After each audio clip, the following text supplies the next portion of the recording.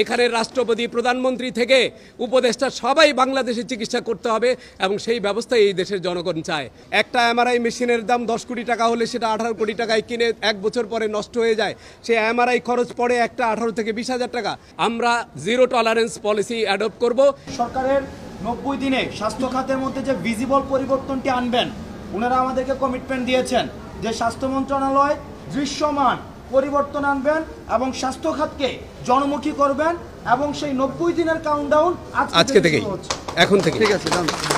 বিরোধী আন্দোলন করতে গিয়ে যে ছাত্র জনতা যারা আহত হয়েছেন তাদেরকে এক্সক্লুসিভলি ডেডিকেটেড ওয়েতে একটি চিকিৎসা করার পিছনে কারণ হচ্ছে যে এই যারা এখন ভর্তি আছেন 500-র উপরে, এদের প্রত্যেকেরই মৃত্যুর ঝুঁকি রয়েছে ইনফেকশন থেকে। তো এই ইনফেকশন যদি আমরা প্রিভেন্ট করতে না পারি, আমাদের এই ছাত্রদের কিন্তু মৃত্যু ঝুঁকি থেকে আমরা কমাতে পারবো না। যে কারণে অ্যাটেন্ডেন্টের যারা আছেন তাদেরকে আমরা অনুরোধ করছি, আপনারা হাসপাতাল কর্তৃপক্ষের সঙ্গে যোগাযোগ করে আমাদের সঙ্গে যোগাযোগ করবেন।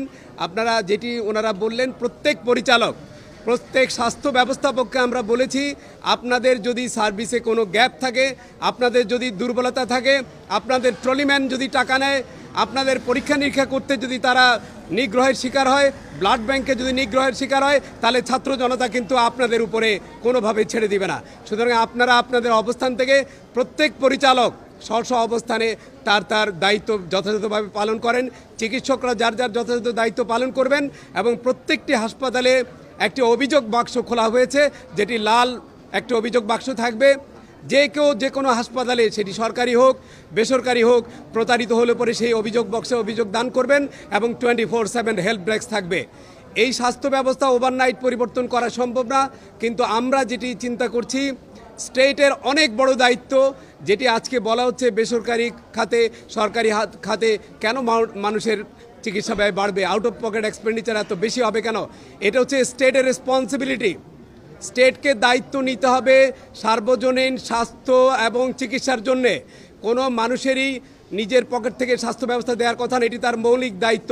সুতরাং এটা রাষ্ট্রীয় একটি ইন্স্যুরেন্স পলিসি করতে হবে, যার মধ্য থেকে সবাই এমপ্যানেল প্রাইভেট হসপিটাল এবং গভর্নমেন্ট হসপিটালে কোনো নাগরিককে যাতে কোনো অর্থ দিতে না হয়। কারণ এই যে আউট অফ পকেট এক্সপেন্ডিচার, আপনারা জানেন বাংলাদেশে এখন 1 লক্ষ ডায়ালাইসিস মেশিন দরকার। 4 থেকে 5 লক্ষ রুগী কিডনি ডায়ালাইসিসে ভুগছে, এন্ড স্টেজ রেনাল ফেলিউরে ভুগছে। তো এত রুগী যারা ডায়ালাইসিস করছেন, একজনের প্রতি মাসে 50,000 টাকার বেশি খরচ হয়। মানুষ দরিদ্র সীমা থেকে দরিদ্র সীমার নিচে চলে যাচ্ছে। এই জিনিসটাকে কখনোই অ্যাড্রেস করা হয়নি।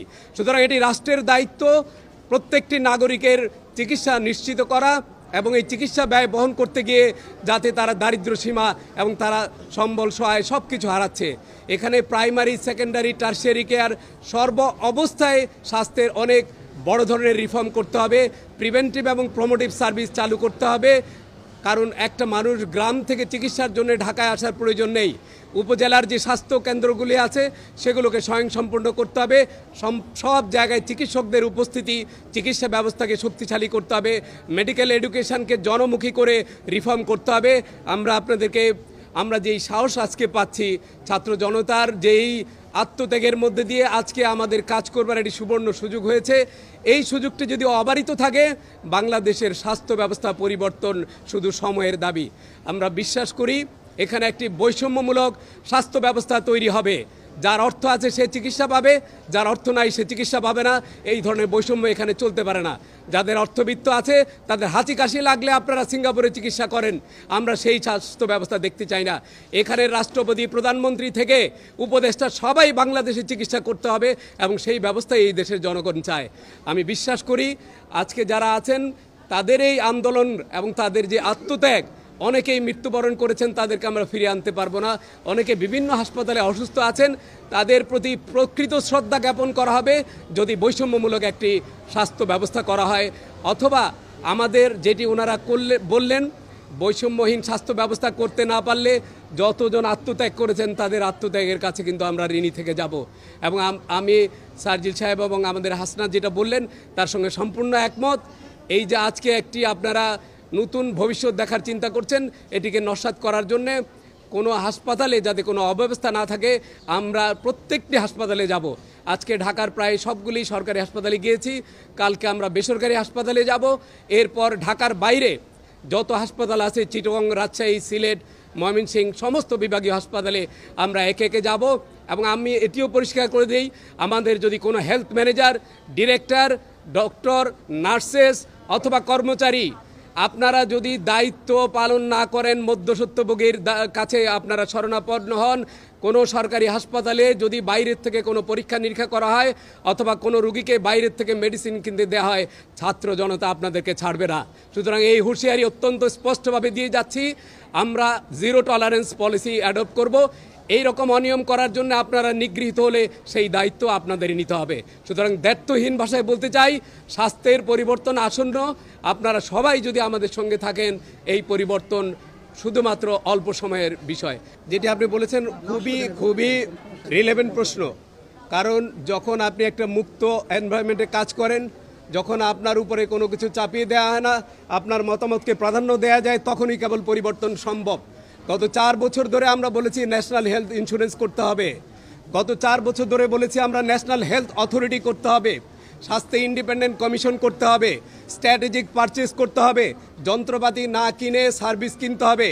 একটা এমআরআই মেশিনের দাম 10 কোটি টাকা হলে সেটা 18 কোটি টাকায় কিনে 1 বছর পরে নষ্ট হয়ে যায়। সে এমআরআই খরচ পড়ে একটা 18 থেকে 20,000 টাকা, আমি তো প্রাইভেট থেকে 5,000 টাকায় কিনতে পারি। অনেক ধরনের স্ট্র্যাটেজিক বিষয় ছিল, সেগুলো এখন আমরা মনে করি যে এখন উপযুক্ত পরিবেশে এসছে। স্বাস্থ্যের রিফর্ম শুধুমাত্র আন্তরিকতা, এবং যে যেখানে আছেন আমি একটা কথা পরিষ্কার বলি, আপনারা যার যার জায়গায় সিনসিয়ারলি কাজ করেন, পরিবর্তন আসবেই। এখানে ভয় পাওয়ার কিছু নেই, কারণ বিগত 17 বছর আপনাদেরকে এই সিস্টেমের মধ্যে দিয়ে আসতে হয়েছে। এখন আপনারা ভয়ে ভীত না হয়ে যার যার জায়গায় আপনাদের দায়িত্বগুলি পালন করেন, পরিবর্তন নিশ্চয়ই আসবে। সরকারের 90 দিনে স্বাস্থ্য খাতের মধ্যে যে ভিজিবল পরিবর্তনটি আনবেন, ওনারা আমাদেরকে কমিটমেন্ট দিয়েছেন যে স্বাস্থ্য মন্ত্রণালয় দৃশ্যমান পরিবর্তন আনবেন এবং স্বাস্থ্য খাতকে জনমুখী করবেন, এবং সেই 90 দিনের কাউন্টডাউন আজকে থেকেই, এখন থেকে। ঠিক আছে।